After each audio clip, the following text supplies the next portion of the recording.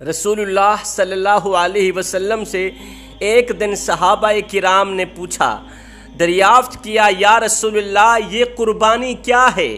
میرے نبی نے فرمایا، صحابہ یہ قربانی تمہارے باپ، تمہارے دادا حضرت سیدنا ابراہیم علیہ السلام کی سنت مبارکہ ہے۔ یہ سن کر صحابہ کرام نے مزید پوچھا، یا رسول اللہ پھر اس پر ہمیں اجر و ثواب کتنا ملے گا؟ اس پر ہمیں نیکیاں کتنی ملیں گی؟ میرے نبی نے فرمایا، جانور کے ہر ایک بال کے برابر تمہیں ایک ایک نیکی ملے گی۔ قربانی کے لیے تمہارا جتنا بڑا جانور ہوگا، جتنے بڑے جانور کے اوپر جتنے بال ہوں گے، حساب کتاب تم خود لگا لینا، ہر ایک بال کے برابر تمہیں ایک ایک نیکی کا ثواب ملے گا، ایک ایک بال کے برابر ایک ایک نیکی ملے گی۔ رسول اللہ صلی اللہ علیہ وسلم نے ایک دن اپنی پیاری بیٹی سیدہ فاطمہ الزہرا رضی اللہ تعالی عنہا کو فرمایا، بیٹی فاطمہ اٹھو، قربانی کے جانور کے پاس رہو، آپ کے نام کا جو جانور اللہ کی بارگاہ میں قربان ہونے جا رہا ہے نا، اپنے گھر میں اس جانور کے بالکل قریب رہو۔ یہ سن کر سیدہ فاطمہ الزہرا نے وجہ پوچھی، آقا، ابا حضور، اس میں حکمت کون سی چھپی ہوئی ہے؟ میں کیوں جانور کے پاس رہوں، کیوں جانور کے بالکل قریب رہوں؟ یہ سن کر میرے نبی نے فرمایا، بیٹی فاطمہ، وہ اس لیے کہ اس جانور کے خون کا پہلا قطرہ زمین پر گرتے ہی اللہ تعالیٰ تمہارے پچھلے تمام گناہوں کو مٹا دے گا۔ یہ جو جانور تمہارے نام کا ذبح کیا جا رہا ہے نا، اس کے خون کا پہلا قطرہ جب زمین پر گرے گا، اس کے گرنے کے ساتھ ہی اللہ تعالیٰ تمہارے تمام پچھلے گناہوں کو مٹا دے گا۔ میں آپ لوگوں سے پوچھنا چاہتا ہوں، آج کی اس دور میں ہر بندے کا اپنا عقیدہ ہے، ہر بندے کا اپنا ایک مسلک ہے۔ میں اپنے مسلک کے مطابق، اپنے عقیدے کے مطابق بات کرنا چاہتا ہوں۔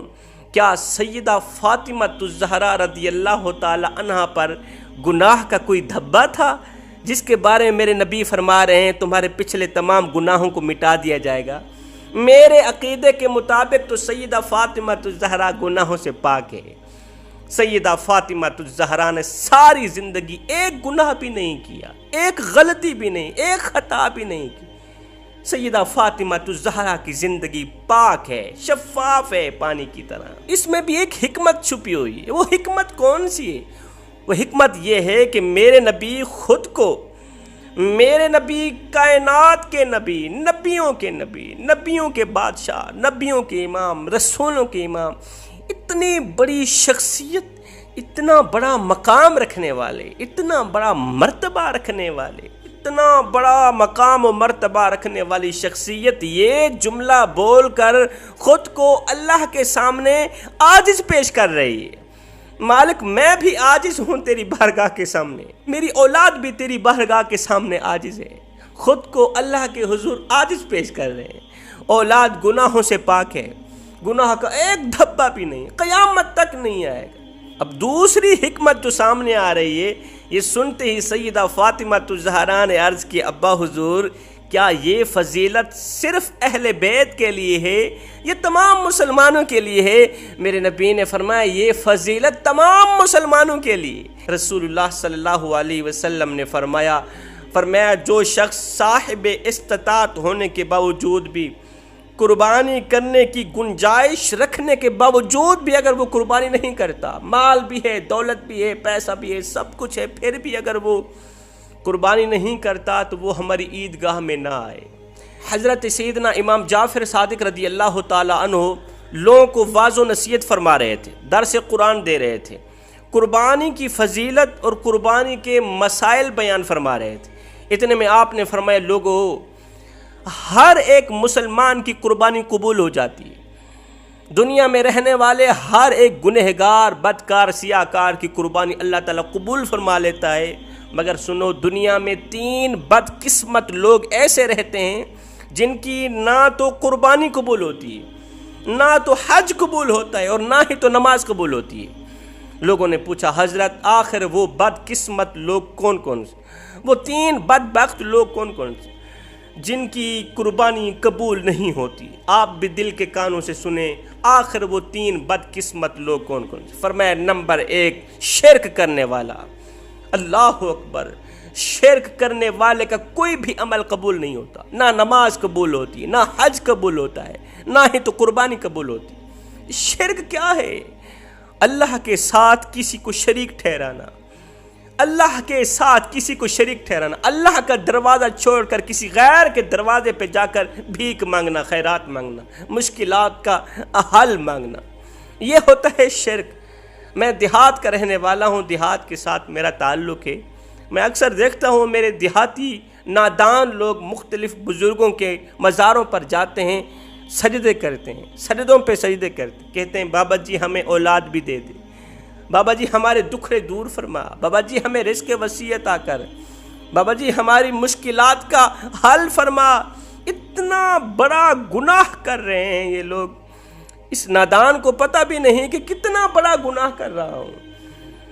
اس میری گھٹیا آہوزاری کو سن کر قبر میں پڑا اللہ کا ولی جو ہوتا ہے وہ بھی اس پر لعنت کر رہا ہوتا ہے، اور لعنتی انسان تیرا خدا میں تو نہیں، تو کیوں مجھے فرعون بنانا چاہتا ہے؟ میں فرعون تھوڑی ہوں، میں خدائی دعویٰ کرنے والا تھوڑا ہوں، میں تو اللہ کا بندہ ہوں جس کے دروازے پہ جا کر میں رحمت کی بھیک مانگتا تھا، تو اس کے دروازے پہ جا کے سجدہ کیوں نہیں کرتا؟ اس مالک کے دروازے پہ جا کے بھیک کیوں نہیں مانگتا؟ ہاتھ کیوں نہیں پھیلاتا؟ میرے سامنے، میرے دروازے کے سامنے سجدہ کرتے ہو تجھے شرم نہیں آتی؟ اتنا بڑا گناہ، اسے کہتے ہیں شرک۔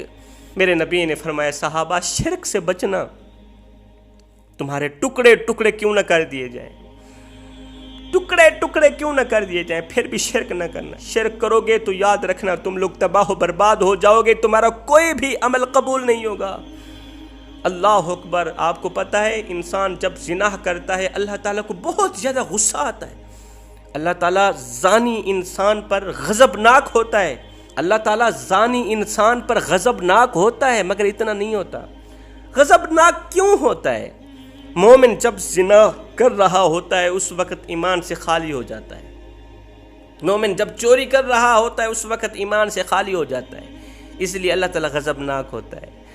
مومن جب جھوٹ بول رہا ہوتا ہے اس وقت ایمان سے خالی ہو جاتا ہے، مومن جب سود کا کاروبار کر رہا ہوتا ہے اس وقت ایمان سے خالی ہو جاتا ہے۔ اگر ایمان ہو بھی صحیح تو کس کھاتے کا ہے ایمان؟ اس ایمان کی اللہ کے سامنے کتنی قیمت ہوگی؟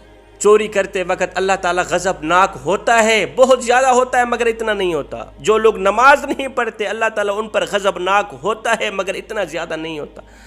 اب کس ٹائم، کس وقت، کس بندے پر اللہ تعالیٰ بہت زیادہ غضبناک ہوتا ہے؟ جب ایک انسان اللہ کا دروازہ چھوڑ کر غیر کے دروازے پہ جا کر ہاتھ پھیلاتا ہے، بھیک مانگتا ہے، خیرات مانگتا ہے، مدد طلب کرتا ہے، یہ وہ بدقسمت انسان ہوتا ہے جس پر اللہ تعالیٰ بہت زیادہ غضبناک ہوتا ہے، بہت زیادہ غصہ کرتا ہے۔ پوچھا گیا حضرت دوسرے لوگ کون سے ہیں جن کی قربانی قبول نہیں ہوتی؟ فرمایا دوسرے لوگ حرام کے پیسوں سے بکرا خرید کر اللہ کی راہ میں قربان کرنے والے لوگ، یہ بھی وہ لوگ ہیں جن کی نماز قبول نہیں ہوتی، جن کی قربانی قبول نہیں ہوتی۔ حرام اللہ تعالیٰ کو ناپسند ہے، اس لیے کہ حرام پر ہر وقت شیطان تھوکتا رہتا ہے۔ حرام اپنی اولاد کو کبھی نہ کھلانا، حرام کا ایک لقمہ بھی نہ کھلانا، حرام تمہاری اولاد کی آنکھوں سے حیا چھین لے گا، حرام تمہاری اولاد کی آنکھوں سے شرم و حیا چھین لے گا، تمہاری اولاد کو بے حیا بنا ڈالے، تمہاری اولاد کو بے غیرت بنا ڈالے۔ پوچھا گیا حضرت تیسرے بدقسمت لوگ کون سے ہیں جن کی قربانی قبول نہیں ہوتی؟